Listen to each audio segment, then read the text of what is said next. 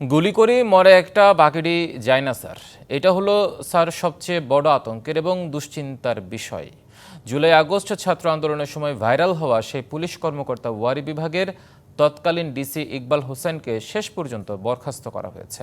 স্বরাষ্ট্র মন্ত্রণালয়ের জননিরাপত্তা বিভাগ থেকে জারি করা এক প্রজ্ঞাপনে এই বরখাস্তের তথ্য জানানো হয়। মরে একটা আহত হয় একটা একটাই যায় স্যার, বাকিটি যায় না। এগুলো স্যার সবচেয়ে বড় আতঙ্কের এবং দুশ্চিন্তার বিষয়। জুলাই আন্দোলনের সময় তৎকালীন স্বরাষ্ট্রমন্ত্রী আসাদুজ্জামান খান কামালকে প্রকাশ্যে ভিডিও দেখিয়ে এভাবে কথাগুলো বলছিলেন ইকবাল হোসেন।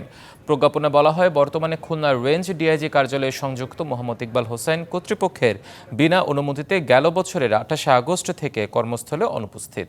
সরকারি কর্মচারী বিধিমালা অনুযায়ী পলাতকের শামিল এবং বিধি অনুসারে শাস্তিযোগ্য অপরাধে অভিযুক্ত হওয়ায় মোহাম্মদ ইকবাল হোসেনকে সাময়িক বরখাস্ত করা হলো।